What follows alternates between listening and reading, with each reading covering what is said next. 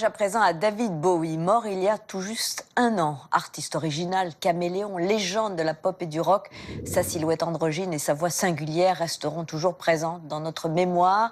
En ce moment à Londres, d'ailleurs, le grand metteur en scène Ivo Varnove entretient son souvenir dans un magnifique opéra rock, Lazarus, pour lequel David Bowie avait composé 3 titres inédits avant de disparaître. Benoît Puichot retrace son destin et sa carrière.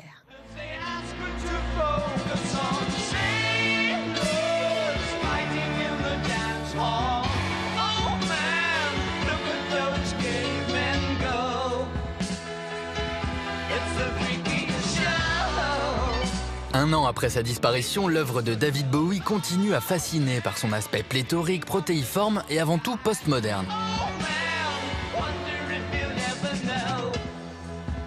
En 50 ans de carrière et 26 albums studio, le Britannique a d'abord joué un rôle de passeur, en offrant ses influences d'avant-garde à la culture populaire.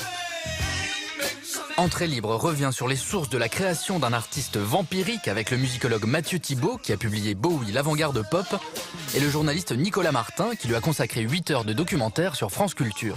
Le génie de Bowie, c'est de savoir faire la somme, la synthèse de tous les éléments nouveaux d'une époque qu'il a à un moment donné, à qui il donne d'un seul coup, en se les réappropriant, une puissance et une envergure bien plus large. Ground control to Major Tom.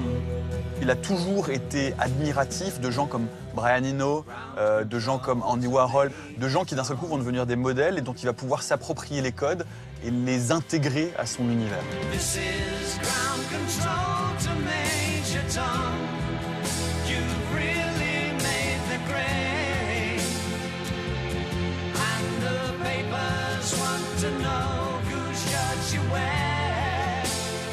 Régulièrement, il va puiser dans des films, 2001 Odyssée de l'espace par exemple, qui a influencé Space Oddity, dans des livres, 1984 d'Orwell qui a influencé Diamond Dogs, et dans la peinture, dans le théâtre, etc. Donc on a vraiment un esprit de synthèse à la fois en grand, c'est-à-dire dans les arts, et en même temps dans la musique, à travers les styles. David Bowie, autodidacte et homme éponge, explose en 1972. L'album de Ziggy Stardust se vend à plus de 20 millions d'exemplaires.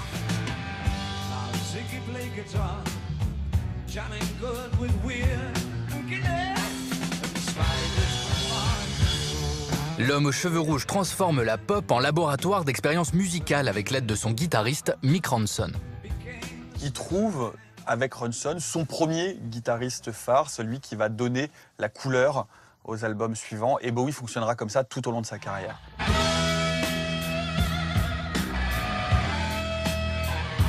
C'est Mick Ronson avec ce son très glam.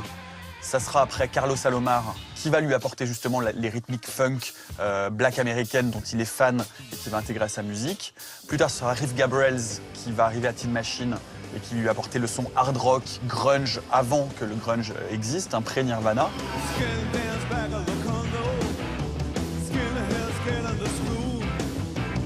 Donc à chaque guitariste correspond une période et une exploration d'un certain univers musical de Bowie.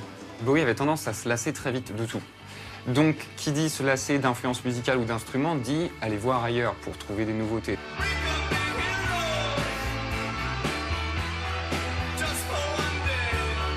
Pour se renouveler, Bowie va aussi s'inspirer des autres arts, notamment de la mode.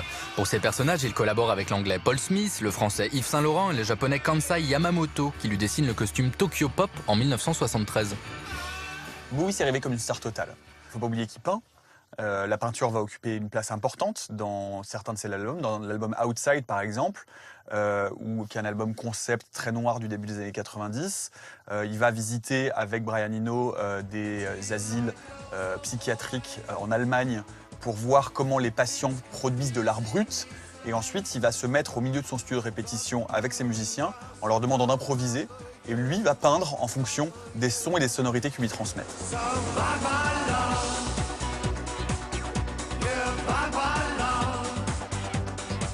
Et d'ailleurs, Outside devait être un opéra beaucoup plus long et donc un album beaucoup plus avant-gardiste et beaucoup plus radical dont la maison de disques ne voudra pas en disant « mais vous êtes fous, on ne peut pas sortir ça ». Bowie s'est aussi intéressé au numérique et aux nouvelles technologies. En 1999, il signe la BO et un personnage du jeu vidéo Omicron The Nomad Soul. Il investit aussi rapidement Internet dès l'an 2000. The survival of your soul is at stake. C'était un homme médiatique et un artiste qui aimait manipuler les médias dès les années 70. Donc on peut voir aussi son utilisation d'Internet comme pas forcément de manipulation parce que c'est péjoratif, mais au moins de contrôle sur son image, sur son lui artistique. Bowie va contrôler son image jusqu'au bout, jusqu'à ses ultimes enregistrements. Après l'album Black Star, sorti 2 jours avant sa disparition l'année dernière, on vient de découvrir ce week-end un inédit posthume, No Plan, une chanson sur la désillusion en forme de testament. This is no